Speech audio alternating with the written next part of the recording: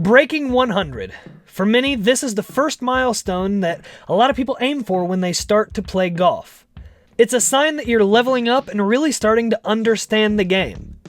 In this video, I'm going to share some helpful tips and tricks to help you consistently break 100 as a 100 subscriber special. Thank you all so much for the support that I've seen.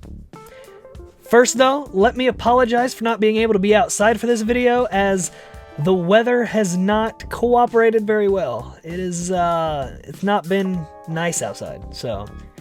Anyway, if you like golf-related content, make sure to like and subscribe, and without further ado, let's hop right in. First things first, to break 100, you have to think about the course a different way. Breaking 100 is not about hitting perfect shots. It's about managing the course and managing your shots as well. To shoot just 99, you have to have 9 bogeys and 9 double bogeys. On a par 72, of course. If you shift your mindset to where your personal par is bogey, that makes it so much easier to actually break 100. Because if you're playing bogey golf, you're shooting 90. Don't forget to celebrate the small wins as well. Hit a fairway? That's a great reason to celebrate. Didn't 3-putt? Another great reason. Not throwing your club throughout a hole? Now you're mastering the mental part of the game. Every small win is a step closer to achieving your goals, including breaking 100. Next up is course management. In golf, you only have 2 opponents, yourself and the course. Once you shift your mindset to understand that, it makes playing against others a lot easier as well.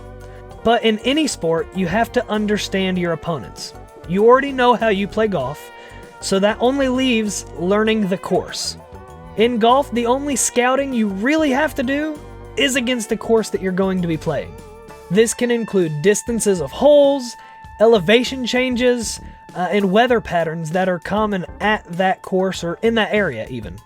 Comment your favorite opponent, aka course, down below. Looking at course management, it is important to keep your ball in play to actually lower your score. If you can 2-putt every hole, why not just take an extra shot to get to the green each hole? What I mean by this is hitting smart shots. If you're wildly inconsistent with your driver, why not just pull out a different club that is more consistent and hit it down the middle? Like if you can slice bread with your driver, with how many slices you're coming out with, why not just tee off with a 5-wood or even a long iron? Avoiding hazards is also just as important. This includes bunkers. It is important if you're going to lower your score, especially beginning out, to look at bunkers just like any other hazard. Avoid them at all costs. Smart golf saves strokes. It's also important to play for the middle of the greens.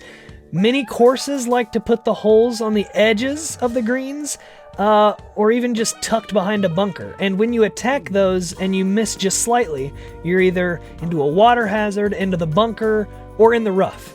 By aiming for the middle of the green, you're giving yourself more room for error in case the ball doesn't go where you want it to, which, spoiler alert, it rarely does anyway, even at lower handicaps, and even better golfers have trouble with that a lot. Finally, in course management, it is important to know not always to take the hero shots. Layups are okay despite what you hear, especially people saying layups are for basketball. A good rule of thumb is to take the shot that you can hit 80% of the time. If you're on a par 5 that has water in front and you have to carry it 180 yards, but you can only carry it about 160, just lay up. There's no need to try to swing harder and try to hit it over the water when 80% of the time you won't be able to make it there anyway. So, just lay up and avoid the penalty shots. Penalty shots are where you get into the most trouble. Next up is actually something fundamental with every skill level of golf, and that is to master the short game. I kind of alluded to it a little bit ago talking about putting, but at the same time, the short game is the moneymaker for golf. As people always say, drive for show, putt for dough. Understanding how the short game affects your golf is important to understand next steps in how to practice and how to attack the course, because more than likely, around half of your shots are going to be your short game anyway, which I'm including this around 30 yards and in. First, let's look at chipping. If you're right next to the green, put away your 60 and 58 degree. Honestly, you don't need a high lofted wedge here. Sure, flop shots look kind of cool, but flop shots are also like fireworks. You know, they're great to watch, but can have dangerous outcomes if done by amateurs. Instead, it is better to hit a low bump and run. It is easier to control a bump and run rather than it is to control a high lofted chip. It's easier, more consistent, and less likely to make your playing partners question their life choices.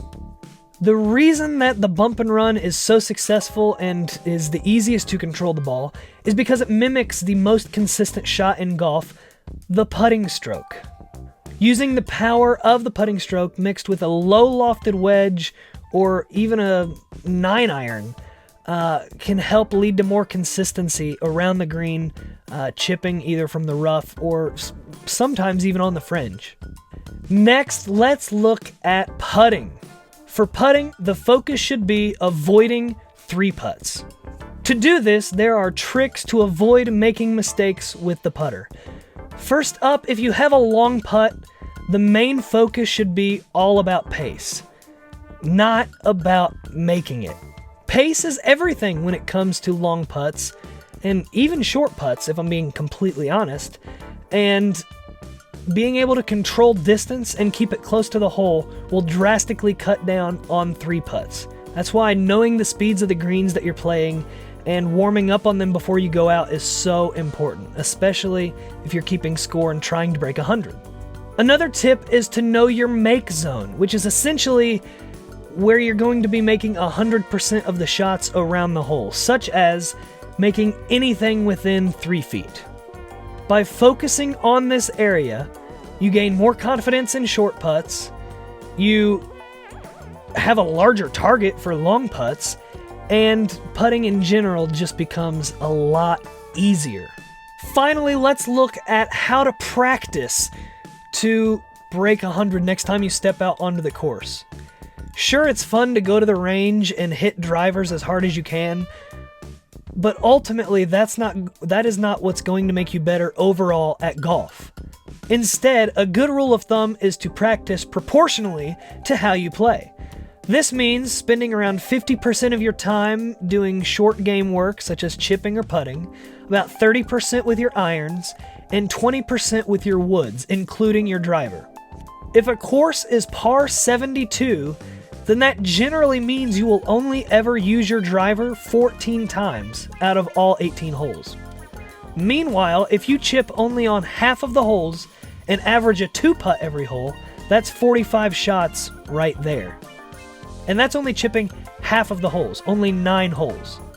Understanding how to practice will make you a better golfer when you actually step out onto the first tee and play your next round. Breaking 100 is a huge milestone. However, it is achievable with the right mindset, good course management, and short game focus. Now, I want to hear from you. What's your best score?